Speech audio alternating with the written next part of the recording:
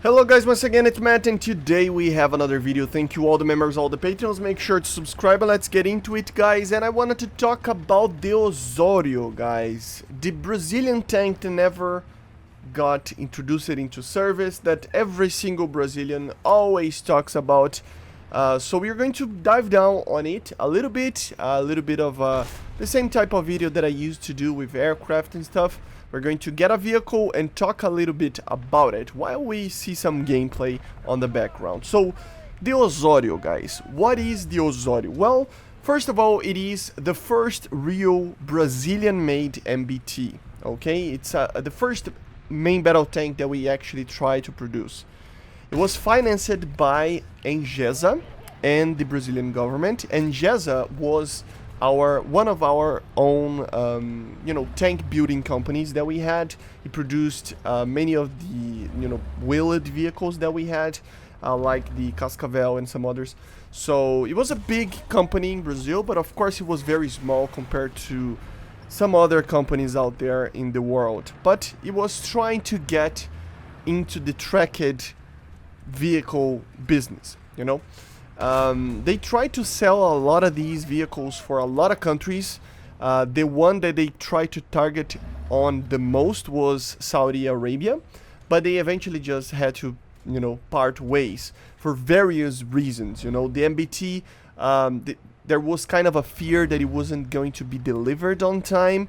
And together, it was a company that was in the business for a very short time. They never produced on their own any new tracked vehicles, And of course, there's always lobby and changes in some of the variants that were presented to the Saudi Arabians. So, for example, they had kind of a test between the AMX-40, the Challenger 1, and the M1A1 and the Osório. And the Osório was kind of a winner. It wasn't really like a full winner because the Abrams went together to the final phase, and they were some things the Abrams was better, some things the Osório was better for the Saudi Arabians. But eventually they just decided to give, the Americans decided to give the M1A2 to them, and they just forgot about the Osório, Brazil couldn't actually spend a lot of money, there was an economic crisis in Brazil during the late 80s and early 90s as well. And of course, Angesa, because of that, actually went bankrupt because of that. They spent out a lot of money to produce this tank, really a lot of money for the company. And then the government stopped funding it, and together with that, they had a hole of money that basically the Iraqis, in the middle of the war that was happening, they weren't paying the tanks or ammunition that they were buying from us, right? So, for example, the Cascavel, if I'm not mistaken, was used in the Gulf War. Even so, they were buying tanks from us or ammunition and other stuff, but they weren't paying. So the company that made them, so it made them go bankrupt. Okay, so that's kind of sad about the history. But it was developed throughout the 80s, and mid 80s. The idea surged in 1982, 83. 84, it was presented to the public, and it was already doing tests and stuff. It was already really ready with the two models in 87, 86, right? So, and even a little bit before with the 105, but still. So yeah, talking about cannons, it had two models, one with a 105 and one with a 120 millimeter. We're going to talk about the performance and every stat of the tank later. And as I said, it went head-to-head with the M1A1 version of the Abrams on tests, and it was in many instances as good as the Abrams. So yeah, it was a tank that was developed to be fast and punchy. It was the pinnacle of a glass cannon, basically, right? It didn't have a lot of armor, although it had armor to sustain 105 shots. It wasn't like an Abrams. The Abrams still had more armor due to that, right? But it was a lot lighter than the Abrams. The power was still in the same realm. It was a little bit worse in the 120 millimeter, but it was really similar. The power to weight of the 120 version was 25 horsepower per 10, and the M1A1 was like 26, so it's really close to that on speed. But that's one of the reasons why they just went for the Abrams, right? I mean, it had almost the same and a little bit better of thrust to weight, and it still was a lot more armored in the turret and stuff, especially with the A2 that they bought with the Uranian, you know, armor packages and stuff. The speed was a little bit faster than the Abrams, like 4 kilometers per hour, 3 kilometers per hour, and it was just a little bit of a smaller tank, but not by much, you know. The operational range was also a little bit more, like 100 kilometers more than the Abrams. So it was a very cool tank, and the cool fact about these tests is that the Challenger actually broke down. The AMX-40 couldn't do the tests as well. The only two tanks that actually managed to sustain the heat of that like part of the world was the Osório and the Abrams in those tests. So that's very interesting to see, right? Especially because the Abrams was using a turbine and the Osório was using a German diesel engine. So very cool to see that. But yeah, and even in the shooting gallery, they had to hit like 12 shots. Like that was the test basically. The Osório hit it 8, the Abrams hit it 5, the Challenger hit it 1, and the MX missed all of them. This was a 4-kilometer shot in a standard NATO target, and of course they tried with moving targets as well and other stuff like that. So it was a very interesting test that they did, and the Osório was like on par with a very different design.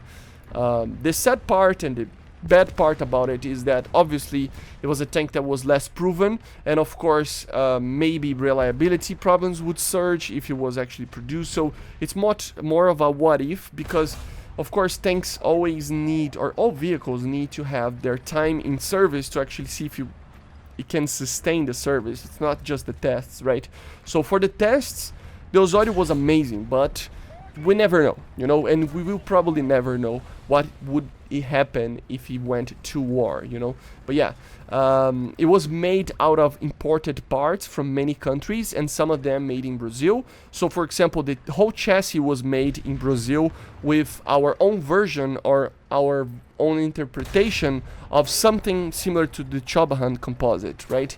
But for example, the suspension, the turret, the 105 cannon on the 105 version, and part of the fire control system, and also the cooling system of the tank were British, which is kind of ironic, you know, since the cooling system was probably something that failed on the Challenger, but in this tank it didn't. So I don't know, maybe the sweet spot is having a cooling system made by the British and an engine made by the Germans to actually have a desert capable tank, apparently. I don't know. But yeah, transmission and engines, and of course the tracks were being made by the Germans. The cannon for the 120mm would be a French gun, and some other minor things like sights and parts of the fire control systems were coming from the Netherlands and Belgium as well.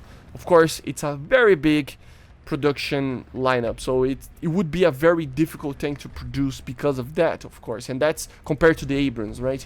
So that's probably one of the main reasons why as well the Saudis never bought the tank.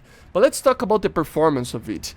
The performance and the actual tank, you know, they prioritize the mobility and firepower over the protection. So remember that it is a glass cannon. The armor should take some 105 APF SDSs, but the 120s should penetrate the tank very easily. It probably will have an armor similar to something like a T-72A, right? A tank that can take a punch from the 105s, but from the 120s and the upper glacis, for example, depending on the 120, most of the 120s can penetrate it easily. It had thermals, very modern fire control systems, turret. That's the funny part. We made the actual chassis, but to be cheaper and faster to produce, they actually developed the tank in 1.5 years only, with engineers that only had like 4 years of, you know, experience. So the turret they bought from the Vickers Mark 7 that we have in the game. It had some modifications done to it, like the removal of the autoloader and some others, but it was basically that turret. The composite, as I said before, it is based on the Chobahan armor, you know, inspired. It's not, it was made in Brazil, but it was based on that type of technology, on that type of way of using and doing composite armor. It had the ability to use a laser warning system, of course. It had all the modern systems, to be honest. I mean, of course, air conditioning, heater, nav systems. Nav systems are very interesting. It wasn't really common to see INS systems being used in tanks, but it actually had the ability to use an inertial navigation system in the tank itself. Grenade launchers, of course, for, you know, smoke grenades, modern fire control systems with thermals on the 120mm version, if I'm not mistaken. The engine was a V12 Mannheim engine, so produced by the MWM. They almost used the same MTU engine from the Leopards. This engine was a little bit weaker than the MTU, but MWM actually convinced Engeza to use these engines because they were apparently more reliable. So they produced around 1,100 horsepower turbo diesel engine, right? Very cool, because they used also a ZF transmission. So yeah, German-made ZF transmission, a very, very well-known company that make transmissions even for cars. If you have a BMW with a normal automatic transmission, you probably have a ZF transmission. Some Volkswagens use that as well, even some Porsches.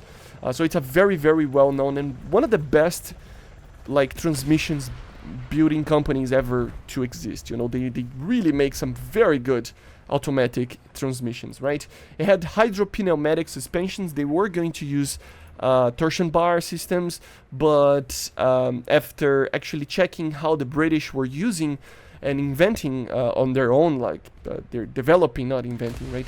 Developing their own systems for hydropneumatic suspensions, they just decided to use that type of systems made by the British, if I'm not mistaken, as well. The 105 version, the 105mm gun version, had the L7, common, easy, and cheap to produce ammo and maintain the cannon. Of course, British made, you know, standard NATO 105. Exported models, so that's the funny part. The 105 was going to be made here to be used here in Brazil and some other Latin American countries, but for the Arab countries that were wanting to buy, like the Saudis, they were going to sell it with the 120mm. They tried to use the Rheinmetall gun, but the Germans just didn't want basically a counter to the Leopard, to have the same gun as the Leopard probably. So the Brazilians actually decided to use the Giat gun from France. So yeah, the interesting part about this gun is that it could actually be changed to be used with a 125mm 2A46 cannon. Yes, the Russian Soviet gun that was used in any of the MBTs that they used. You never saw a prototype built with it, but it had that option if any, you know, country wanted to buy with it. Of course, the ammo would be primarily initially imported by the UK and France, you know, or France, depending on the gun that you would buy. APDS, of course, APFSDS, heat, hash. It had 55 shots with 12 rounds in the ready rack in the turret, with something similar to a blowout panel. It wasn't really a blowout panel, it's just that the armor on top of the turret was weaker than the armor on the actual protection inside the tank, so it would basically explode towards the top and not towards the crew. That it's kind of like a blowout panel, but not properly a blowout panel, right? The 120mm, of course, would use the OFL ammunition, something that the French use, for example, in the Leclercs. Of course, it had a very advanced computer systems with laser rangefinders and a very modern fire control system, of course. It had 7.62 FN Herstall mag, you know, so it's very similar to like a normal 7.62 that a normal tank would have, you know, like a PKT or something like that. As a coaxial, and then it would have the option to buy an M60 on another mag, or a 50 cal as an option on top of the turret as for AA defense, quote unquote. Helicopter and, you know, those 50 cals on top of the tank, it would be an option. They planned to build with voiced Alpine, even a 155mm RD version, and later even in another project, an AA system with two 35mm guns. So the project was very, very interesting. And as I said, it would be similar. It's difficult to compare to some of the other tanks that we see in the game, because to be honest, everybody went for another type of just like really heavy tanks and all sorts of stuff like that, or very small tanks like the Soviets do, right? So it's really different. I would suggest that it would be something similar to like a Type 90, right? An MBT that it's quite heavy and big, but it has some armor. It's not incredible, but it can take a punch as well from smaller caliber guns, right? So I think it would be something similar to a Type 90, you know, in the sense of protection, mobility, everything like that, especially with the 120mm. Of course, they can add the two variants with two guns, depending on the BR that you want to add, especially because, if I'm not mistaken, the only that has thermals is the 120mm version of it. Call it the P2, right? The P1 would be the 105. And that would be the tank. So, fast, nimble, heavy firepower, just not a lot of armor. That would be the main objective. But how and where would it fit? That's the problem that I think Gaijin, if he ever considers to add this tank, would face. It's a tank that doesn't have a place. That's the problem. Because, of course, it can have its own variant with a British gun, a German engine, and a British turret. It can have a British turret, a French gun, and still the German engine. So it's, you know, where does he go? Like, it doesn't make any sense. Does he go in the US because the US is like closer to Brazil or something? So you understand, like, there's not a good place to be added. And that's where I think we kind of have a problem that it's kind of unsolvable. I don't see this tank being added to any tech tree. Maybe the British could receive it with the 105 just because it has the turret and, of course, the 105. Plus, the British sometimes need stuff to fill the gaps in their tech trees or in the event tech tree or whatever, you know. Maybe. And then maybe the same tank with the French gun for the French, because they also suffer from that. Maybe it's an addition. Or maybe we can see a sub-tree or a full-on Latin American tech tree with this tank being one of the main battle tanks for rank 7 or 6, or I don't know, you know. So it's kind of problematic, see. This tank, although it's a very interesting one, and as I said, all Brazilian wants this tank. And I don't know about you guys, but even if I wasn't Brazilian, the Osório is a very, very cool tank. It's a very different tank. It's a different take in what an MBT, a modern MBT, would look like in the 80s, right? So they were trying something different. And the problem is that we were going to produce this tank internally, right? But it was just bad, really bad timing, you know? The country was passing through a massive economic problem.